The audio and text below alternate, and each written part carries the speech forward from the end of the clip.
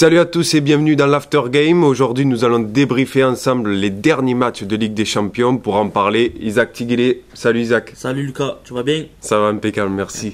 Et Enzo Bonalana, notre spécialiste Serie A. Salut Mino. Salut à tous, salut Lucas, salut Isaac. Merci encore pour votre fidélité. On dépasse bientôt la barre des 100 abonnés.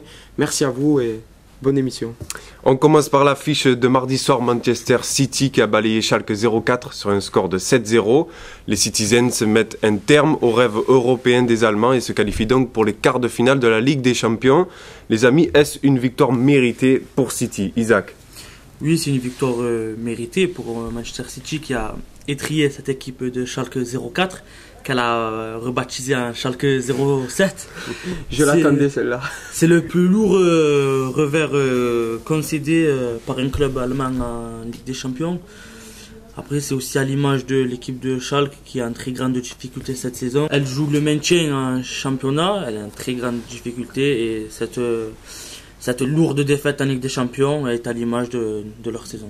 Enzo? Mais la qualification est bien sûr méritée de la part des Citizens. Ils ont déroulé. En match aller, c'était un peu plus compliqué avec cette victoire 3-2 assez poussive.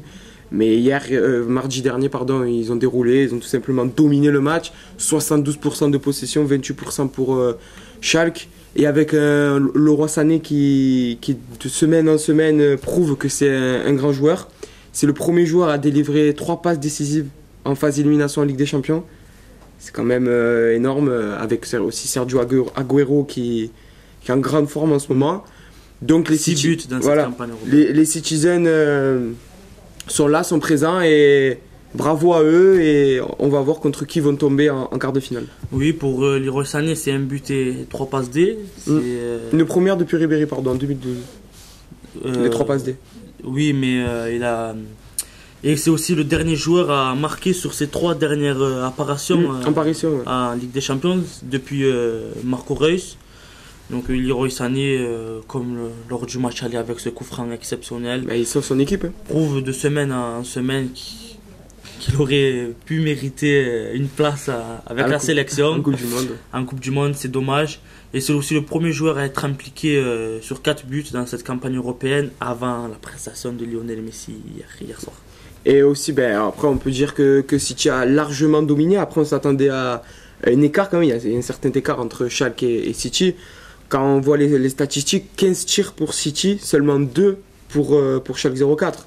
Donc après, Schalke a été submergé à l'Etihad Stadium.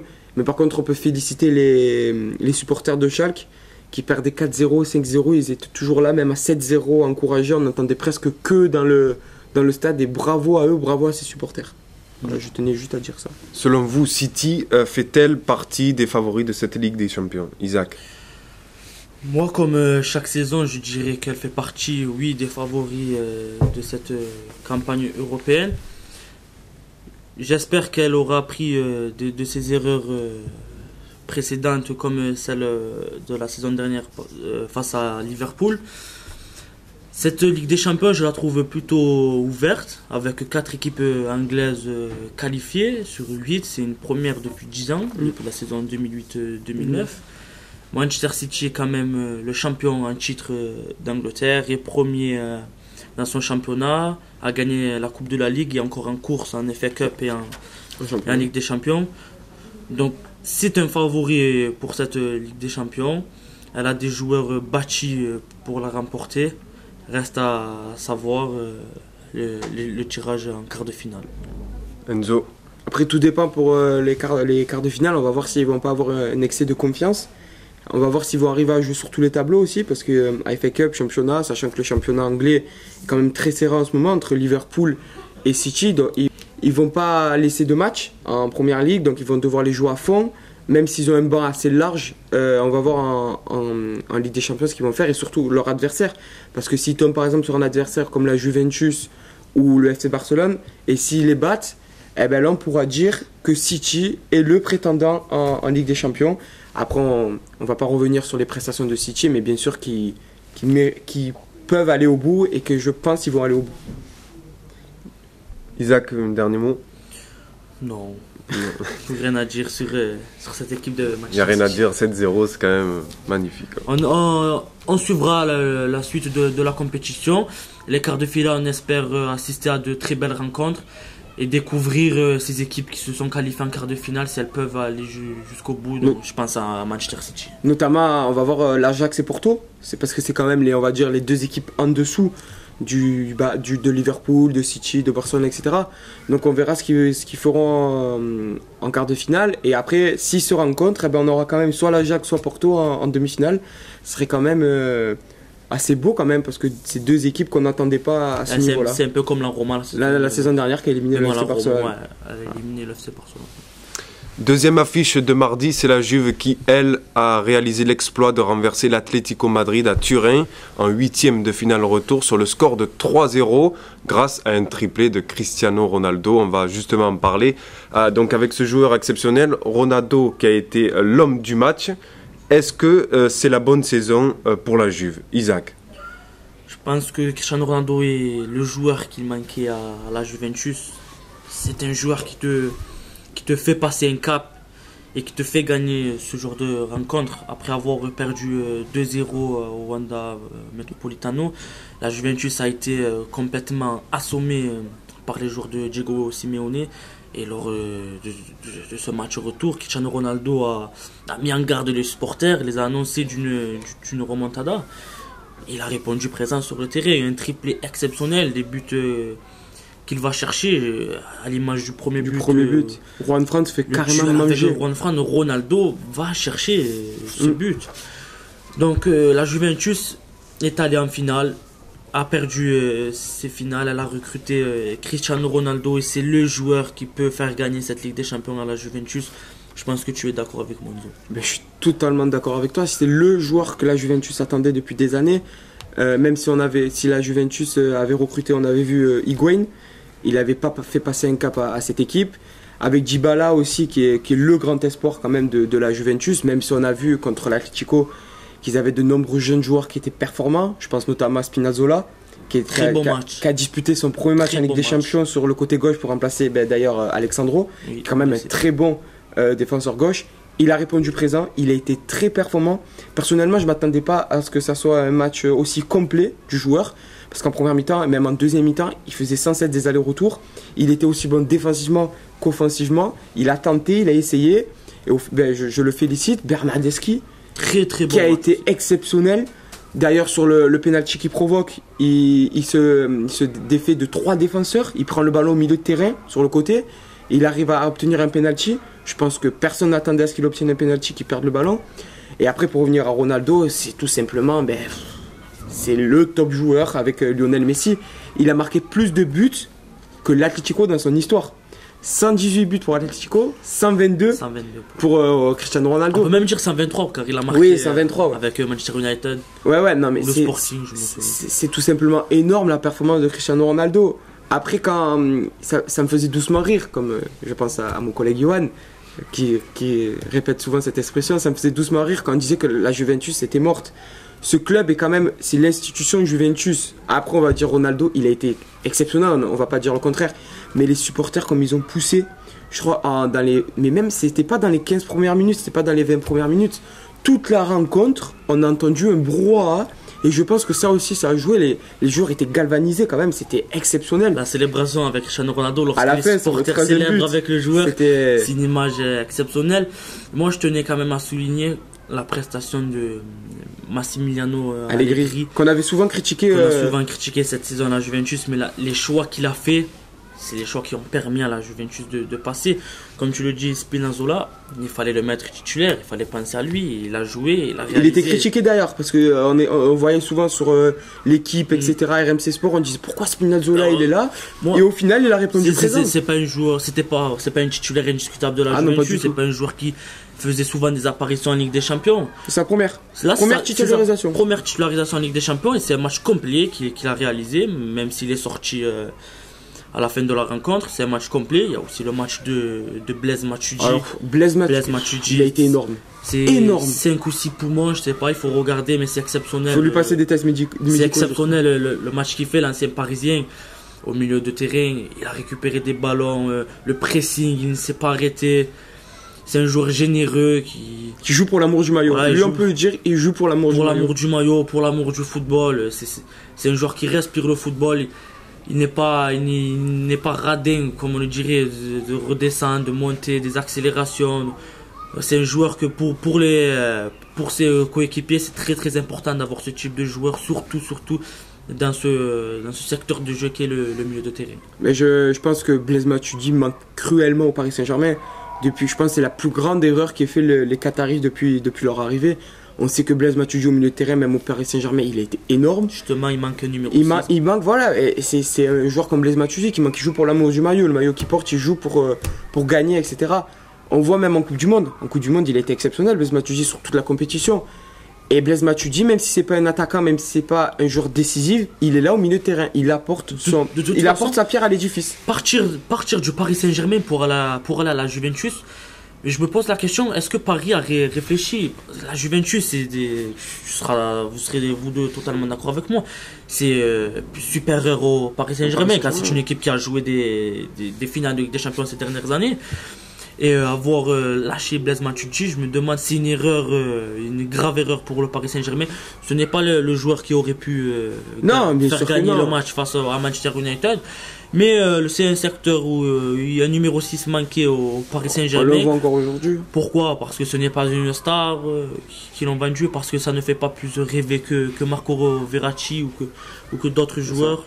Donc c'est dommage, mais chapeau à Blaise Matuidi pour sa réalisation face à l'Atlético Madrid. Si tu me permets, Lucas, j'aimerais juste revenir sur l'Atlético de Madrid et surtout sur un joueur, Antoine Griezmann, j'allais le dire, qui a été fantomatique. Il a été fantomatique. On a beau me dire qu'il a été champion du monde, je l'entends souvent, il a été champion du monde, il est là dans les moments, mais dans quel moment il est là, Antoine Griezmann? Il n'était pas présent.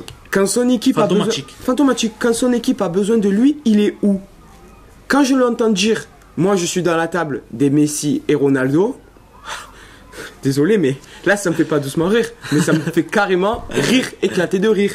Parce que dans les moments décisifs, voilà, fantomatique. Après, il a été à l'image aussi de son équipe, mais Griezmann, c'est le joueur de l'Atlético Madrid, c'est celui où les épaules se reposent sur ce joueur. C'est vrai que face à la Juventus, voilà, on a vu Cristiano Ronaldo qui a fait remporter le match à l'Atlético Madrid, et Griezmann, c'est fantomatique, c'est zéro. Champion du monde, d'accord, pas de souci, mais cette Ligue des Champions, elle est à un niveau plus élevé que cette Coupe du Monde, sans doute. Et voilà, c'est cette compétition où il faut s'illustrer, ou c'est dans ces compétitions-là où il faut la gagner et réaliser de performances exceptionnelles pour gagner ce ballon d'or que ce joueur convoite tant et que tant de joueurs convoitent à l'heure actuelle. Après, moi j'aurais une question, enfin je pourrais pas, mais j'aurais une question quand même à poser à Antoine Griezmann. Est-ce qu'il se régale à jouer à l'Atlético de Madrid? Parce qu'il prétend être candidat au Ballon d'Or, mais est-ce que réellement, en jouant à l'Atlético, est-ce qu'il pourra avoir un jour le Ballon d'Or? Parce qu'on sait que l'Atlético, c'est pas une équipe offensive, c'est une équipe plutôt qui défend. Antoine Griezmann est le premier défenseur de l'équipe, on l'a vu contre l'Atlético de Madrid, contre la Juventus. Quand on voit Chiellini qui est au 25 mètres, et que Griezmann est quasiment sur la ligne défensive, comment un joueur comme ça peut se régaler avec cette équipe? Il prétend être buteur, ok d'accord, il est buteur, il était d'ailleurs associé à Alvaro Morata, ok d'accord, mais après, offensivement, il n'apporte quoi à cette équipe? Il a manqué Diego Costa. Parce que face à la Juventus, il faut des joueurs du tempérament de Diego Costa, des joueurs qui embêtent, comme Luis Suarez, Diego Costa, c'est des joueurs comme ça qu'il faut mettre face à une équipe comme la Juventus. Chiellini, hier... Mardi, pardon. C'est comme s'il s'ennuyait. Il n'y avait pas de répondant du côté de l'Atlético Madrid. Il n'y avait pas de joueur qui l'embêtait. Donc c'est dommage. Il n'y a pas de joueur qui le titille, mais après... C'est dommage pour l'Atlético, pour Diego Simeone. La finale, c'était... C'était peut-être cette saison ou jamais. C'est pas volé. La Juventus a mérité sa victoire et a mérité sa qualification en quart de finale. Si on regarde sur les deux rencontres, on va dire qu'il y a 4 mi-temps. La Juve mérite Parce que sur les 4 mi-temps, l'Atlético de Madrid a dominé une seule mi-temps. Ouais. C'était au match aller, c'était en deuxième mi-temps. Parce qu'on a beau dire, mais au match aller, la première mi-temps était dominée par la Juventus. C'est vrai. Ils ont dominé la première mi-temps. Équilibré, on va dire. Voilà, oui, on va dire que c'était équilibré, mais quand même, la Juventus était un peu plus haut. Et après, l'Atlético de Madrid s'est favorable à son propre jeu, à ne pas vouloir jouer, à ne pas vouloir attaquer. Et à un moment, on le paye. Et automatiquement, ils se sont fait éliminer par la Juventus, logiquement. On passe aux rencontres de mercredi soir. Le Barça a assommé l'Olympique lyonnais sur un score de 5-1.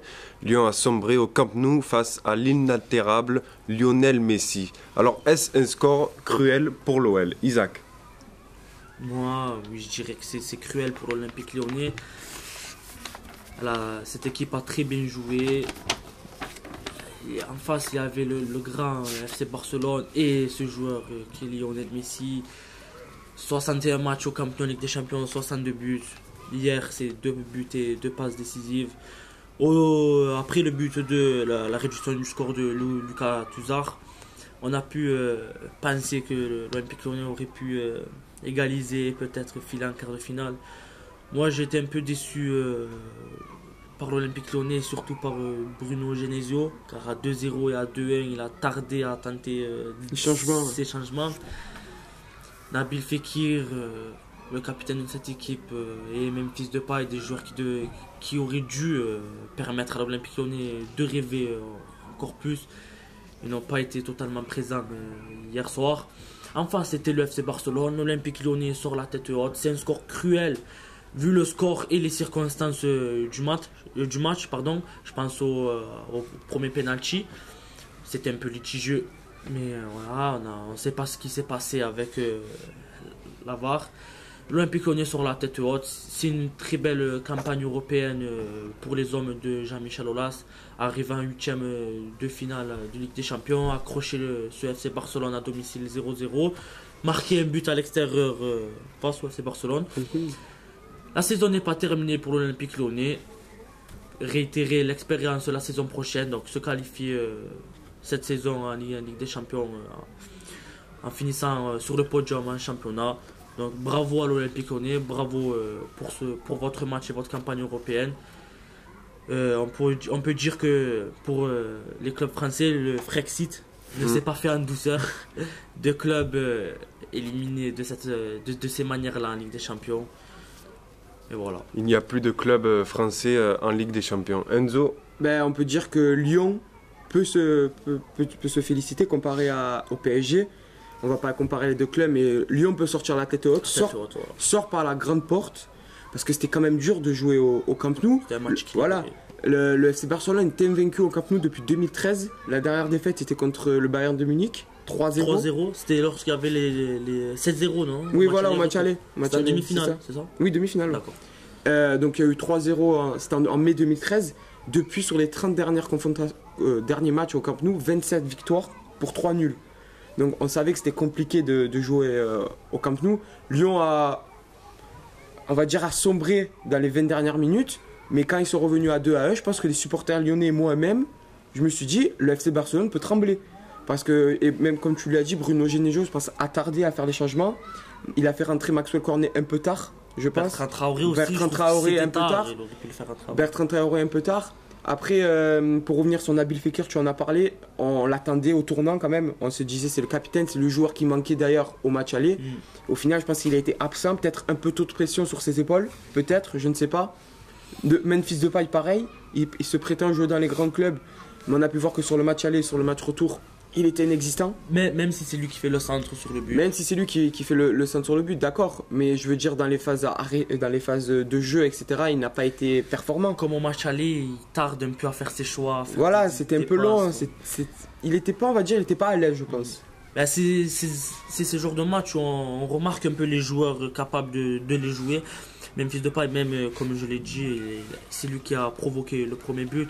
J'ai l'impression qu'il était un peu nerveux, un peu crispé. Il avait peut-être un peu de pression aussi, voilà. Je sais pas. Après, c'est vrai que jouer au Camp Nou, c'est la première fois pour ces joueurs-là. C'est la première fois la plupart, pour tous les joueurs. Ndombele, même Sawar n'a pas joué, il n'a pas été titulaire. On leur en veut pas. C'est pas le Paris Saint-Germain. Ils arrivent en 8e de finale avec les moyens qu'ils ont, comme l'a dit Jean-Michel Aulas hier, président d'un petit club de province. C'est quand même Lyon a a fait des choses exceptionnelles en Ligue des Champions dans les années précédentes. C'est l'équipe qui a marqué le plus de buts, l'équipe française qui a marqué le plus de buts en C1, 200 buts pour l'Olympique Lyonnais.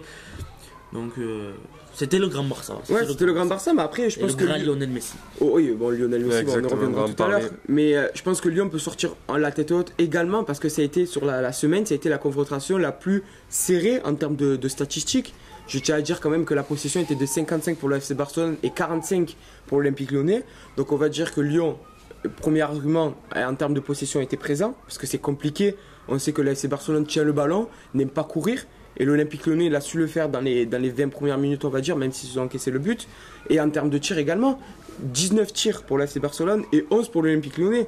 Au match aller, ça a été la même chose. L'Olympique Lyonnais a été dangereux dans les 30 derniers mètres, notamment avec la frappe de Terrier, que Ter Stegen sort sur la barre. Somptueux, voilà. La frappe de Aouar aussi, juste avant. Donc l'Olympique Lyonnais a été bon, mais bon, il a manqué ce petit truc qui fait peut-être le joueur décisif. Après, on va pas comparer Messi à Fekir, mais Messi a fait gagner son équipe. 2 buts, 2 passes décisives. Ouais. Il est le joueur le plus capé en Ligue des Champions, avec le maillot en Ligue des Champions, derrière Xavi. 131 matchs pour Lionel Messi, 151 pour Xavi. Donc Messi a 35 buts, toutes compétitions confondues. Ça fait 11 saisons qu'il enchaîne 35 buts, toutes compétitions confondues. Exceptionnel. Voilà, c'est le joueur avec Ronaldo qui font gagner leur équipe. Après, s'il faut sortir un joueur pour l'Olympique Lyonnais, déjà je devrais dire que c'est dommage qu'Anthony Lopez sorte de cette façon-là. C'est un peu triste pour ce joueur. Mais si je devrais en choisir un côté Lyon, Tanguy Ndombele, match exceptionnel de Tanguy Ndombele. Il confirme de jour en jour, de semaine en semaine. 11 duels sur 15 gagnés, 3 dribbles réussis. On a vu son aisance technique qui confirme de saison en saison. C'est un des meilleurs dribbleurs européens. 5 tacles réussis, 3 interceptions. Tanguy Ndombele, attention à Jean-Michel Aulas, car des clubs plus huppés. Il a déclaré qu'il était prêt à le lâcher au Paris Saint-Germain. Au Paris Saint-Germain ? Il a dit qu'il était prêt à le lâcher selon l'offre qui lui était transmise. Moi, je pense à Manchester City, car pour faire souffler et même remplacer Fernandinho, c'est un joueur. Tanguy Ndombele, c'est un joueur moderne à ce poste de sentinelle, technique, puissant. Il c'est l'imposant. Voilà, il est imposant, il remporte ses duels, il est là, il gêne un peu les joueurs, il les embête. C'est son aisance technique qui fait que ce joueur est convoité par tant de grands clubs. Voilà, l'Olympique Lyonnais a ce joueur Tanguy Ndombele qui a réalisé une performance, très belle performance hier face au FC Barcelone et qui est sorti du lot hier soir. Les gars, peut-être un mot sur la VAR, Enzo.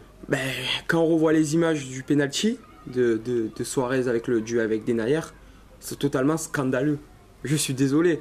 Quand on regarde après on ne sait pas ce qu'il y avait avec la VAR.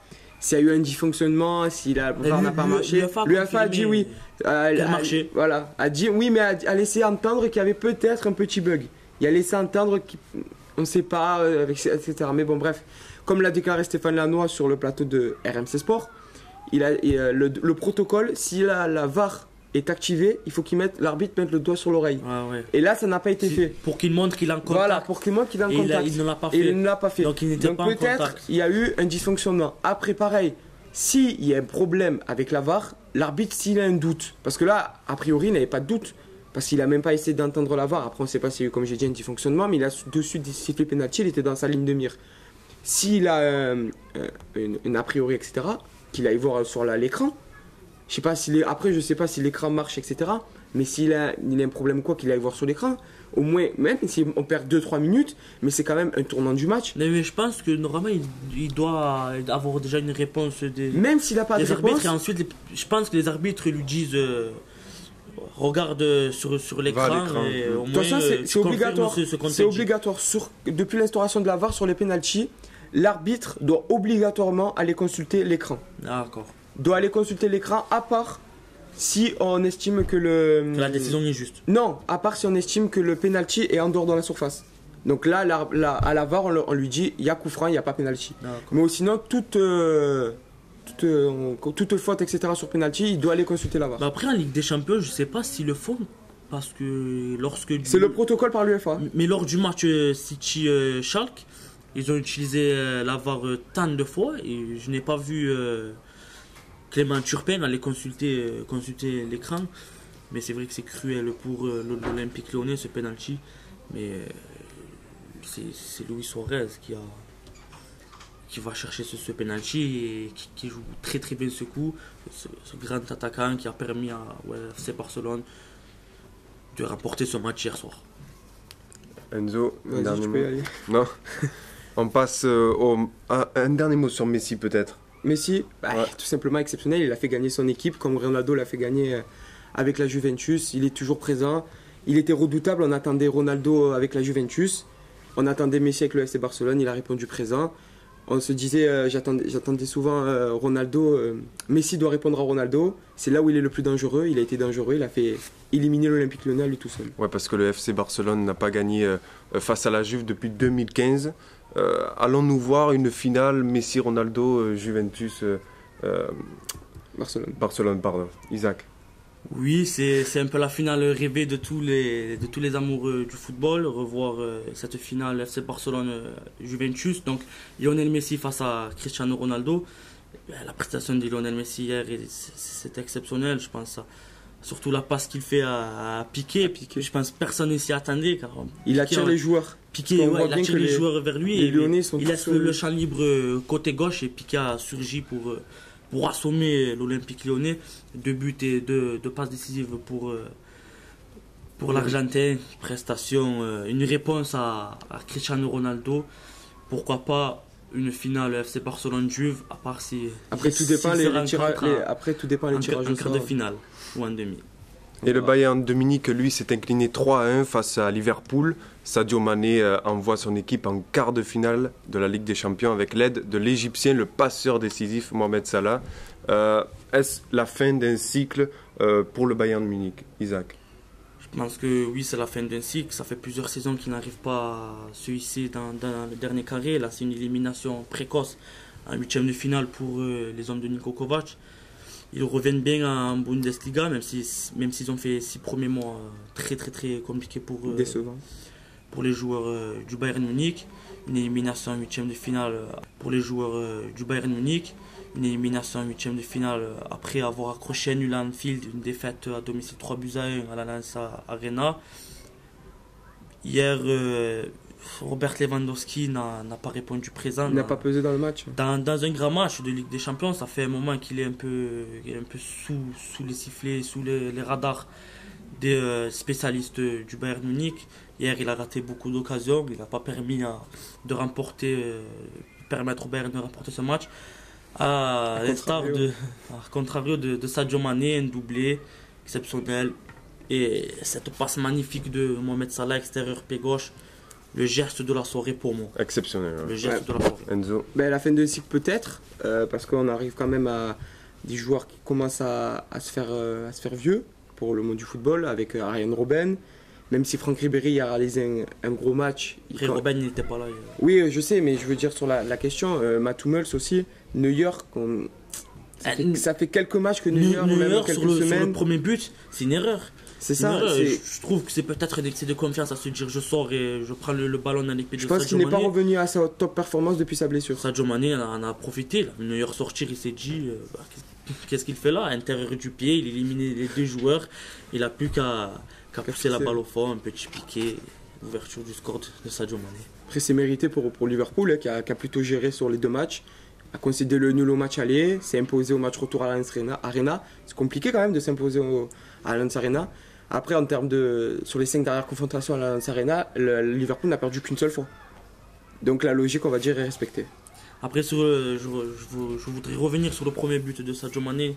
Magnifique passe de Virgil van Dijk dans les pieds. Décisive encore à Virgil van Dijk. Un but et une passe D. Ça fait, je crois qu'il a mis 4 buts en Ligue des Champions. Il est 4 de la tête. Donc pour Van Dijk, c'est une performance exceptionnelle pour un défenseur. Mais Sadio Mané, il confirme son aussi appel exceptionnel, contrôle du pied droit, extérieur, et il fixe ces 2 joueurs, dont Manuel Neuer qui s'est loupé sur ce coup-là, à être trop sorti. Sadio Mané, un but, un doublé. Un doublé. Donc ce deuxième but de la tête où Mohamed Salah fait une passe, comme je l'ai dit, Exceptionnelle. exceptionnelle, le geste de la soirée. La passe juste devant le but. Sadio Mané a juste Personne ne à. peut sortir en plus, personne ne peut intercepter. Neuer ne peut pas sortir, Hummels ne peut pas C'est intervenir. Mané a juste à pousser le ballon au fond des fond des filets. filets. C'est une victoire méritée pour Liverpool. 4 équipes anglaises en Ligue des Champions. On a Une première depuis 2008-2009. on a souvent critiqué les équipes anglaises à ne pas répondre présent sur la scène européenne. Mais cette saison, ils l'ont fait. 3 équipes anglaises ont éliminé 3 équipes allemandes. Chaque 0-4 Tottenham, chaque 0-4 par Dortmund. City. Tottenham a éliminé Dortmund et hier Liverpool a éliminé le Bayern Munich. United a éliminé Et le Paris United a Saint-Germain. éliminé, le Paris Saint-Germain. Donc cette saison, les équipes anglaises répondent présent. Enzo, Tout a été dit. un dernier mot. On a fini alors pour aujourd'hui. On a fini. Ça, merci les gars en tout cas. Merci Merci à à toi toi. Lucas, merci Enzo, merci à tous de nous suivre chaque semaine. Et n'hésitez pas à vous abonner, à lâcher un petit pouce bleu, un commentaire si vous souhaitez réagir selon ce qu'on a dit lors de cette émission. Si vous avez aussi, je tiens à le dire, des sujets de débat, des questions où on pourrait débattre entre nous, on en a beaucoup déjà hors émission, donc ça nous ferait plaisir de les partager avec vous. Donc merci à tous. Enzo, Ben, merci à tous et à la prochaine. merci les gars. Merci à tous de nous avoir suivis. À la prochaine. Ciao. Ciao.